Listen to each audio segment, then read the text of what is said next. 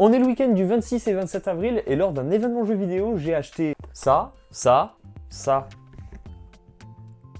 En effet, à quelques kilomètres de chez moi, il y avait eu ce week-end-là un petit événement jeu vidéo. Donc j'ai pas pu m'empêcher d'acheter des jeux vidéo puisque c'était sur ce thème. Et précisément le 26, j'ai topé ce petit Lego Dimension pour 10 € qui va venir compléter mon pack Wii U. Et le 27, par contre là, je me suis complètement lâché. Tout d'abord, j'ai topé 3 vinyles d'époque. On a du Barclay James Harvest, Turn of the Tide. On a du Alan Parsons Project, Ammonia Avenue. Et on a l'album Asia de... Asia. 3 disques qui sont vraiment pas mal. Les 3 sont donc des originaux, donc n'hésitez pas, bien sûr, si vous voulez avoir une belle qualité de vinyle, je vous conseille de prendre des originaux. Ils sont en excellent état, je les ai écoutés et je suis vraiment très content. Pour cette affaire-là, j'en ai eu pour à peu près 25 € et c'est plutôt très correct pour ce genre de produit. J'ai aussi pour 15 € topé le livre du jeu de rôle de Robert Carmona, Les Sentiers du Demi-Jour, et franchement, je vous le conseille, j'ai commencé à lire le lore, c'est vraiment super cool, et pourquoi pas essayer de récupérer directement si vous voulez jouer au jeu de rôle sur itch.io. Je vous mets le lien juste en dessous, là, dans la description. Ouais, vous pouvez aller voir. Le bouquin papier, j'ai pu l'avoir directement auprès de sa personne. Par contre, vous avez tout qui est disponible en PDF sur itch.io. Donc je vous conseille, bien sûr, si vous voulez y jouer, d'aller faire un petit tour sur ce site. En plus, moi j'ai eu un dessin de fou furieux dans le livre. Vous l'aurez pas. Par contre, en passant dans le plus gros du sujet, là il y a énormément à faire. On a de la PS3, on a de la Wii, de la Wii U, on a de la PS4, on a de la Xbox, on a des Xbox. On a de tout. Je vais commencer par ça parce que c'est beaucoup trop lourd. On a 2 Xbox, une qui est en boîte juste ici et une en loose juste là. Voilà. Les deux fonctionnent et celle-ci elle m'a été offerte. Je vais la jailbreak je pense pour pouvoir jouer en ligne. Halo 2 sur Xbox. C'est trop bien.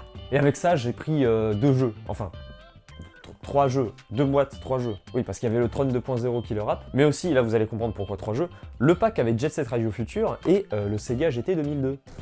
Et hasard complet, parce que j'avais pas fait exprès, il s'agit du pack de la console. Et ce qui est vraiment cool avec ce pack, c'est qu'il contient d'office la télécommande, avec le récepteur. Ça c'est très important, ne l'oubliez jamais. Jamais. Vraiment. J'ai aussi dans le pack une deuxième manette, qui de base ne fait pas partie de ce pack, mais j'en ai une deuxième, donc ça c'est cool pour jouer à 2. J'ai aussi topé pour littéralement rien du tout, puisque la boîte est en piteux état, il manquait le chargeur, un PlayStation TV, qui est juste ici. Le PlayStation TV c'est quoi? C'est une PS Vita, mais à brancher à sa télé. Voilà. Vous avez donc un joli petit port cartouche juste ici, et puis plusieurs connectiques sur lesquels vous pouvez brancher tous vos câbles, bien sûr. Pas de jeu pour cette console, par contre, une petite manette, et pas n'importe quelle manette, la manette 500 millions d'exemplaires. Oui, devant vos yeux. Alors elle fait un petit peu Kinder Surprise, forcément quand je le dis, elle le fait plus, et la batterie est à changer, ça c'est pas un problème. Mais quand on la branche en USB, elle fonctionne. Et ça, c'est l'essentiel. Et en parlant de PlayStation, on enchaîne directement avec toute cette petite pile. On passe de la vieillerie au plus récent, on va dire ça comme ça. Un petit GTA Chinatown Wars que je n'avais pas en boîte, complet bien sûr. Et un petit Final Fantasy 4 plus les années suivantes. Si j'ai pas de bêtises, il est exclu à la PSP celui-là. Bon, là on a une compilation bien sûr classique HD, Ico et Shadow of the Colossus. Je vous conseille de les faire bien sûr. Surtout Shadow of the Colossus, il est vraiment très cool. Et là par contre on est sur de la rareté complète puisque vous pouvez plus y jouer en fait sur Steam. Par exemple, il a été retiré des stores. Je crois que si vous l'avez encore sur votre bibliothèque ça fonctionne. Sinon il faut jouer avec une 360 ou une PS3 puisque le jeu n'est pas rétrocompatible bien sûr sur Series. J'ai nommé le Spider-Man Dimension, un jeu incroyable. Faites-le. Sur DS, il est incroyable aussi, c'est un jeu qui est à part entière, comme il faisait à chaque fois.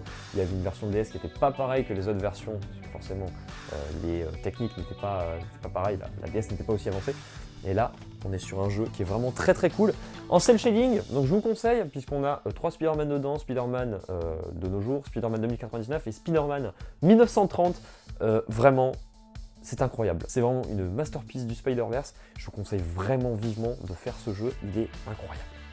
Il existe sur Wii aussi. Et pour finir avec PlayStation comme ça, on n'en parle plus. On a 3 petits jeux PS4, voilà, donc petite compilation, Heavy Rain et Beyond Two Souls. J'attendais de l'avoir pour pouvoir y jouer. Chose faite, voilà, je suis content. Le Wipeout Omega Collection, lui il est compatible VR, ça c'est incroyable, franchement, si vous avez l'opportunité de toper cette boîte, allez-y. Et un petit jeu qui va me faire un petit peu rigoler, quand je l'ai trouvé, bien sûr je l'ai recherché depuis un petit moment, c'est le Wonder Boy Dragon Trap, bien sûr, qui avait été refait par Dotemu, avec dedans un manuel, papier, et des petits goodies, notamment un sample. Donc il y a quelques titres de l'OST dedans, du nouvel OST, et le petit dragon en porte-clés. Voilà, donc très cool, surtout que ce jeu-là contient la version originelle aussi sur Master System, bien sûr. J'ai mentionné des vieilleries tout à l'heure et ouais, on est sur de la vieillerie. Hein. Space War, bien sûr, sur Atari 2600. Space Invaders sur Atari 2600. Et bien sûr, en boîte fracassée, mais il y a la boîte et la notice originelle. Un jeu que j'ai déjà. Il s'agit de Just, voilà, parce que Just, c'est bien. Jouer à Just, Just, c'est très bien. Sur arcade, sur Atari 2600, c'est excellent. Vraiment. J'irais peut-être même jusqu'à dire que c'est bon pour la santé. On va refaire un petit bond dans le futur, mais notre passé, mais le futur de l'Atari. Enfin, c'est pas Atari. Bref, vous avez compris. J'ai topé de la Wii, de la Wii U. Alors, de la Wii, je vous le montre quand même, mais c'est pas pour moi. C'est le WarioWare Smooth Moves. Ça sera pour mon petit frère, bien sûr, puisqu'il aime bien les jeux WarioWare. Surtout à 1 euro, ça vaut le coup. Et on a, bien sûr, le petit Zelda Skyward Sword que je n'avais pas. Il manque l'emballage carton, mais c'est la version 25e anniversaire, contenant, bien sûr, le petit disque complet, bien sûr, en boîte. Le seul qui est pas complet dans tout ce que j'ai dit, c'est le Spider-Man Dimension, il manque le notice. Et Wii U, alors là, j'ai pris de la collecte et j'ai pris du jeu pour jouer, puisque j'avais déjà le jeu. On a le Mighty Number 9, donc 1 euro, hein, bien sûr. Et le Star Fox Zero que j'avais déjà topé, bien sûr, dans une précédente vidéo d'achat. J'avais topé le collector, ben là, j'ai topé le jeu normal pour pouvoir y jouer. On arrive enfin hein, sur la fin du carton, puisque c'était dans un carton. On a quelques petites merdes, je vais vous montrer ça rapidos. Un petit Wii-Speak, puisque j'avais la boîte et j'avais pas le Wii-Speak, donc maintenant la boîte est complète. Et une petite boîte vide Game Boy. On laisse pas les petites boîtes vides Game Boy comme ça. Ça sert toujours. Un câble pour connecter la Game Boy Advance à la GameCube. Une rallonge GameCube, justement, pour rallonger la manette.